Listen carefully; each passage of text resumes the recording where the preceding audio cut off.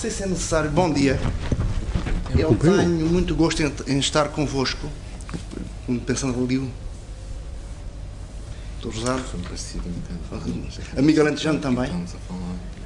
Bom, eu sou jurista, vivo num ecossistema misto. Eu trabalho com engenheiros, trabalho com juristas e conseguimos fazer esta ponte entre direito e tecnologia.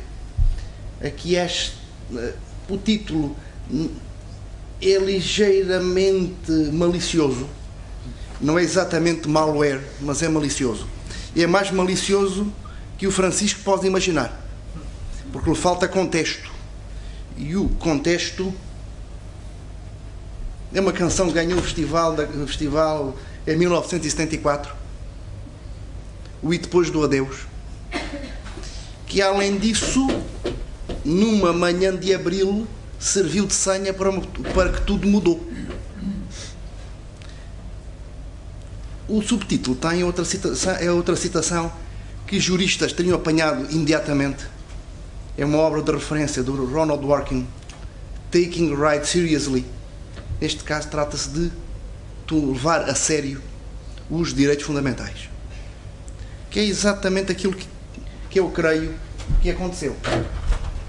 A apresentação é relativamente grande, eu já prometi que serei muito mais conciso, está fora de questão lê-la. Aliás, eu parto do princípio todos os presentes são alfabetizados. Aliás, ainda não chegámos àquela fase até de trabalhar, bom, já não digo programação orientada a objetos completamente, é que já não mais nada, mas só pensar em ícones. E pensar, bom, esta sentença que já fez correr literalmente rios de tinta, se ponderarmos na impressão à antiga, ou teras de pixels, é nova. Isto traz alguma coisa de novo. Isso é que é o problema maior. Aliás, grande parte dos meus colegas juristas andam fascinados com a ideia do direito ao esquecimento daquele senhor espanhol que teve a desdita de, em certa altura, terem levado à praça o apartamento por dívidas à Segurança Social e queria ficar para sempre associado à dívida. Aliás, a própria Comissão Europeia já precisou de fazer até bucletes explicando isto não tem que ver com o direito ao esquecimento. O direito ao esquecimento existe no ordenamento francês, existe no ordenamento alemão.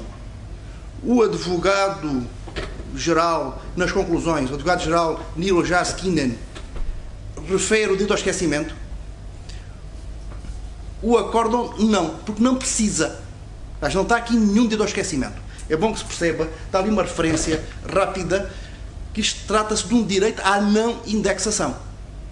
Não se trata de eliminar a informação. Eu nem irei também ver como é que na jurisprudência do Tribunal de Justiça, e por referência, e é uma referência que hoje, pós-Lisboa, é fundamental, pela ligação que o artigo 6º do Tratado da União faz com a Convenção Europeia de Direitos do Homem e com a jurisprudência do Tribunal Europeu dos Direitos do Homem, que antes tinha um impacto em termos de prestígio e de referência, agora tem um impacto tanto quanto possível vinculativo, porque eles mudaram depois de Lisboa. E muita gente não percebeu que houve muita coisa que mudou, e não me refiro só à questão financeira. Aliás, a incorporação formal da Carta dos Direitos Fundamentais da União Europeia, que tinha surgido entre 2000 e 2001 como um restatement, uma compilação do que já existia, quando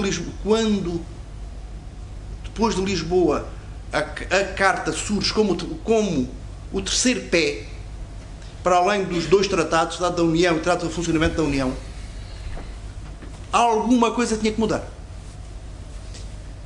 E mudou. E o que o Tribunal faz é dar-se conta dessa mudança em termos de centralidade dos direitos, vai para o meio do palco, e também a mudança tecnológica. Aliás, como foi dito mesmo hoje, aliás, isso é já uma referência quase tautológica, a questão da permanência temporal e do acesso com a datificação.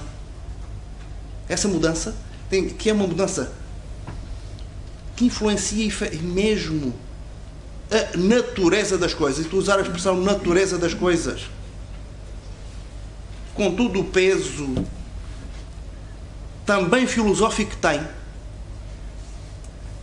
Essa mudança na natureza das coisas leva ao tribunal, a partir com estas duas bases, direitos fundamentais de um lado e direitos fundamentais, que constitucionalizam formalmente, já não estamos aqui em constituições materiais, na Constituição Formal da União, como já tínhamos em Portugal desde 76, e eu finalmente, vou revelar uma coisa, prometo gastar 20 segundos.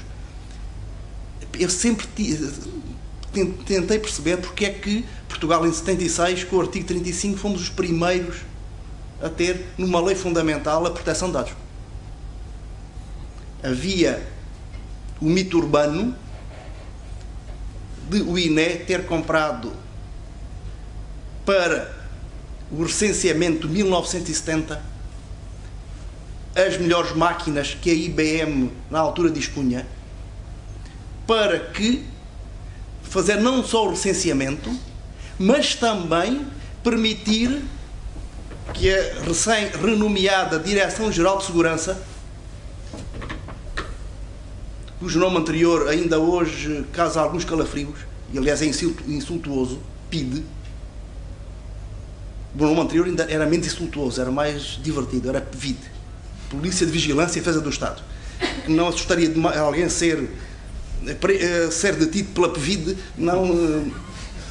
Bom, mas depois tivemos a PIDE, e após PIDE teve a possibilidade de ir para além daquela tecnologia básica que surge no livro do Saramago, todos os nomes, tudo em gavetas e com fichas manuais. Eles tiveram a possibilidade de, e foi assim uma lei em 73, de criar uma base de toda a gente com um número único, isso ainda lá consta na Constituição, e era um número único porque não conseguiam indexar mais que um conjunto muito limitado de caracteres alfanuméricos. Nós tivemos na iminência de ter aquilo que a PIDE ou a Stasi sempre sonharam. Foi um Big Data básico do início dos anos 70. Controlar toda a gente onde estava. Sempre. Aliás, isso tinha que haver alguma razão. Aí em novembro eu faço parte, não está aí porque não está formalizado, faço parte do Conselho Científico da Fundação Francisco Manuel dos Santos. Pingo Doce, mais fácil de se entender. E tive um almoço onde estavam pessoas, nomeadamente a Presidente do INE, que já lá há muitos anos, e eu aproveitei para, literalmente, tirar nabos da púcara, e confirmaram o que o mito urbano dizia. Bom, Digital Rights Ireland não chega sozinho. E não chega sozinho porque há um outro acordo fundamental que derruba uma diretiva de 2006, uma diretiva que teve em sua base os atentados de Atocha de 2004, do 11 de março, depois dos atentados de Londres, a diretiva sobre conservação ou data retention. Já trabalhei nisso, até se procurarem online até encontram coisas minhas sobre o assunto. Aliás, isto é muito. Aliás, há coisas incríveis. Para o dia 9 de abril tinha um seminário para dar nesse doutoramento em Salerno sobre a jurisprudência da União Europeia em matéria de conservação de dados. Dia 9. menos de 24 horas antes, sai o acórdão Digital Rights Ireland, e é claro que não pude dormir porque tive que ver o que estava. E depois, passado um mês, tivemos o nosso 5º simpósio e estava as pessoas da PJ a começar por Carlos Cabreiro, lá o inspetor coordenador, a dizer: o que é que fazemos à lei 32 de 2008? E assim, não façam nada, não é preciso. Não é para explicar, é que Portugal, ao transpor a diretiva, foi suficientemente cauteloso, não foi tão longe como a diretiva permitia, como o meu amigo Rogério Bravo muita pressão fez. Inclusive, é quando se aprovou a lei do cibercrime de 2009, cuja feitura na direção já tem de uma pequena mão. Mas queriam que fosse mais longe. Não se foi, nem em 2008, nem em 2009, o que significa que Portugal manteve-se aquém da linha vermelha do Tribunal de Justiça. Nós não vamos precisar de fazer nada. Não precisamos. Muitas vezes há o seguidismo. Pensar, bom, na Europa aquela não dá, ela é transposição, bom, mas, pensando para a colega, a base da lei poderá ser materialmente a diretiva, mas a base formal é o ordenamento português. Se não decorre uma coisa com a outra, nem uma declaração de inconstitucionalidade. E, se virmos ponto por ponto os aspectos que o Tribunal aponta como incompatíveis com a Carta, não os temos cá. Bom, mas isto temos aqui. O que é que temos? Quer para o setor público, com a Digital Rights Ireland, quer para o setor privado, o Tribunal tinha... Paramos aqui, há que aplicar, e volto ao mote, tomar a sério os 2 preceitos da Carta de Direitos Fundamentais em matéria, respectivamente, de privacidade e de proteção de dados. É bom pensar também que está em curso desde janeiro de 2012, o processo legislativo para o novo Regulamento Geral. E a Comissão Europeia tem ideia muito firme em matéria de importância da proteção de dados. Aliás, agora, só relativamente ao novo Regulamento, há 3 dias, no Dia Europeu da Proteção de Dados, está publicado, passa o plenário no público, a declaração da nova comissária a dizer: atenção, é tempo de avançar. Ou falámos isso um pouco lá fora, a anterior comissária, a Viviane Reding, última senhora, agora a senhora tem um nome assim de leste, ainda não consegui decorar. Mas, aliás, tenho dificuldade até a decorar o nome do novo vice-presidente para a agência digital. O ANSIP, já lá cheguei.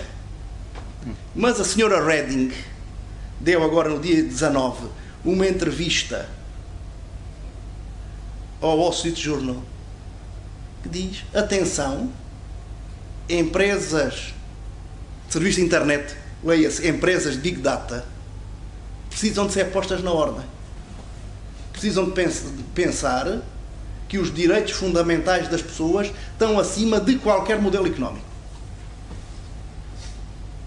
Aliás, esta ligação aos direitos fundamentais a encontramos num outro processo que está ligado com este, com o da segurança, com a proposta de estratégia e de nova diretiva. E, aliás, olhei aqui para o colega da ANACOM, de pensar a questão, nomeadamente, da ligação com as infraestruturas críticas de comunicações. E, inclusive, na questão do cibercrime. Aliás, é dito explicitamente que segurança e combate ao crime são meios de efetivar as liberdades europeias. Sim. Bom, ainda vou dar mais depressa. Como eu sou jurista, estou formatado. Precisei de uma definição o mais rigorosa possível de Big Data. O que temos, acho que não temos nada melhor nem mais atualizado. Acho. O grupo do artigo 29, tem este nome assim estranho, mas o próprio site deles, Working Party, porque o artigo da Diretiva 95 não lhe chama nada, é um grupo de trabalho, vem dizer o que é que se entende por Big Data. E, olhando numa matriz, eu vou ser telegráfico, onde é que pode entrar, colidir Big Data, e claro que estou a ter implícito a nuvem, as ligações de banda larga e a internet das coisas, e sobretudo porque essas coisas, eu estou a pensar inclusive nos trabalhos já feitos de investigação e trabalhos também financiados pela União, por exemplo, RFID ligado à privacidade, que nós passamos a ter sapatos, roupa, tudo produzindo informação e controlando-nos capilarmente. Bom, o que é que temos aqui que pode bater? Para além da questão do espaço, do tempo, decisão e sujeição. O que é que eu quero dizer com isto?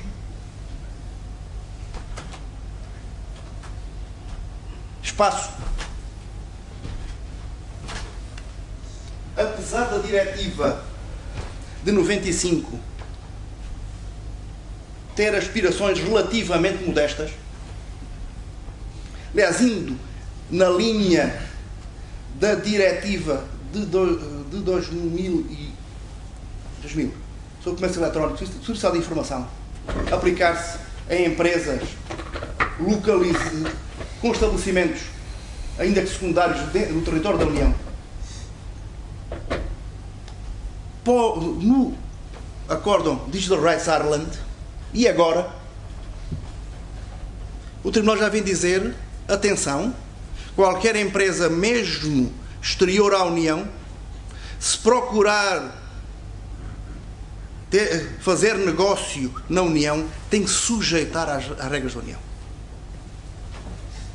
Aliás, nesta entrevista que referi, da senhora Reding, vem dizer, como já tinha dito o vice-presidente Ansip, o próprio acordo Safe Harbor está a dar vantagens desproporcionadas às empresas norte-americanas, exigindo menos em termos regulatórios que às europeias.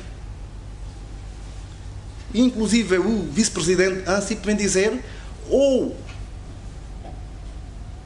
há um acordo político transatlântico pós-NSA, ou a União Europeia, e este caso que não tem será a Comissão, porque é um ato executivo, poderá suspender ou até denunciar o Safe Harbor. Isto não é dito por mim, dito. Bom, o que é que temos aqui? Aplicar as leis europeias. Isto ainda vai ser, no Digital Rights Ireland, o critério foi assim um bocadinho a martelo, mas a proposta de regulamento, sobretudo com a redação do Parlamento Europeu, que agora de fevereiro do ano passado, já estamos o tempo a andar, vai mais longe. Bom, questão de tempo. Em matéria de dados pessoais, isto vem de forma suave na diretiva. Foi reforçado pela sentença. Os dados não podem, dados pessoais, e quase diria, dados pessoais é quase tudo, não podem ficar indefinidamente à disposição das empresas. Só pode acontecer enquanto subsistir o motivo que legitimou a sua obtenção. Ainda mais no caso com o futuro regulamento, inclusive dados para fins estatísticos e científicos passam a ter um maior controle. Tinham ali um buraco. Destino. Vinculação à finalidade. Dizer, haver uma colheita, um harvesting de dados que ficam para serem reutilizados, que essa é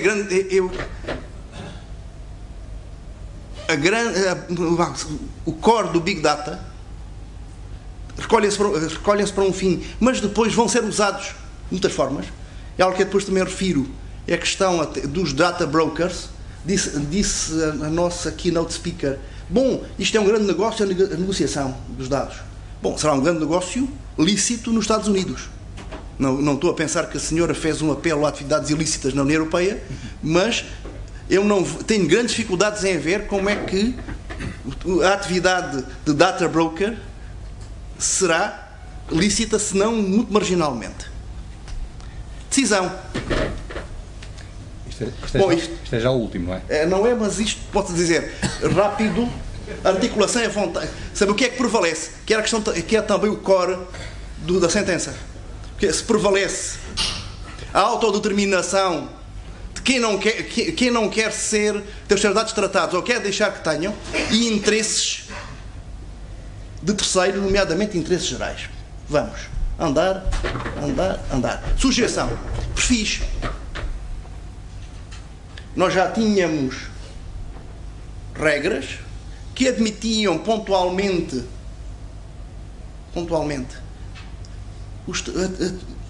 a decisão com base em algoritmos, e depois ainda falta outro aspecto que é a inteligência artificial para o Big Data, para além daqueles que já referimos.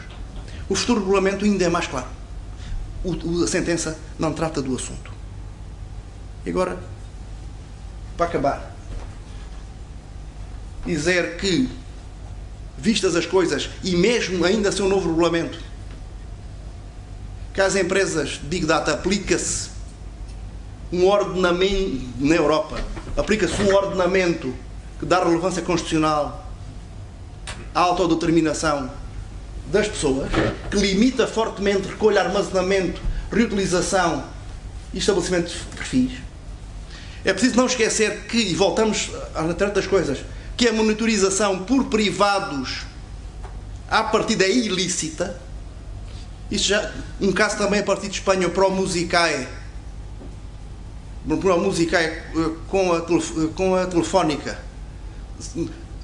Os direitos de privacidade dos utilizadores prevalecem à partida.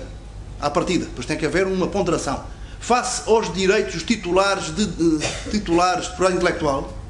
Aliás, isso depois veio nos dois acordos, foi reiterado nos dois acordos Saban, propósito na Bélgica. E o que é que podemos esperar? E aqui prometo que termino. Olhando para o histórico, o mais provável é que o Conselho de Ministros procure encontrar uma plataforma de entendimento com Washington, no quadro da parceria transatlântica. Mas temos aqui muitos mas. O primeiro mas é o Parlamento Europeu. O Parlamento Europeu não aceitou o acordo ACTA, morreu ali, e morrendo. O ACTA morreu porquê? Proteção de dados. Proteção de dados ligados à contrafação intelectual. De novo, os interesses patrimoniais dos titulares de direitos intelectual não podem sobrepor-se aos direitos pessoais dos utilizadores. Isso morreu ali. Se morreu bem ou mal, é um outro debate que devíamos ter aqui um dia inteiro. Mas morreu ali. E o Parlamento já sinalizou, em fevereiro de 2014, ou a parceria garante dados, proteção de dados, ou não avança. E pós-Lisboa, o Treaty Making Power passou em grande parte para o Parlamento. Isso ali, por ali. Bom, a Comissão, sabes o que é que a Comissão pensa? Já pensava a Comissão Barroso, pensa a Comissão Juncker. Mas tem mais. E com isto, não é só promessa, é efetivação. O que é que nós podemos tirar destes dois acórdãos, de duas sentenças de 2014? Que o Tribunal de Justiça, tal como fez, por exemplo, entre o final dos anos 70 e o início dos anos 90, quando a livre circulação de mercadorias e depois de serviços estava bloqueada pela necessidade de harmonizações com base no antigo artigo 100, ou seja, por unanimidade, harmonizações técnicas, com Dassonville e Cassis-Dijon, o Tribunal abriu a circulação de mercadorias. Ou seja, ultrapassou o bloqueio político para dizer o ordenamento diz isto e vai ser assim. O Tribunal já vem mostrar, para quem souber ler, sobretudo quem souber tentar ler, comparando até politicamente as conclusões do advogado-geral e a sentença, e atenção, em 80% dos casos o Tribunal segue o advogado-geral, aliás, seguiu em grande parte no Digital Rights Ireland, o advogado-geral Cruz Villalone foi num sentido, e o Tribunal ainda foi mais longe, e aqui foi muito mais longe que o advogado-geral finlandês, o Jaskinen. O Tribunal vem dizer isto. Se politicamente, sobretudo a partir de Londres e de alguns Estados mais próximos, que sentem-se mais próximos dos Estados Unidos do que Estados-membros, mais próximos dos Estados Unidos que da Europa, o processo do novo Regulamento Geral, e vou dizer uma palavra dura, for sabotado no Conselho, o Tribunal já percebeu e irá fazer a tal releitura da Diretiva de 95, chegando exatamente aos mesmos pontos que o Regulamento iria chegar. Obrigado. Agradeço à mesa a benevolência excessiva. Eu fiz tropa na Força Aérea. Supostamente ainda sou, creio que há alferes na reserva até à próxima guerra que existe. Muito obrigado.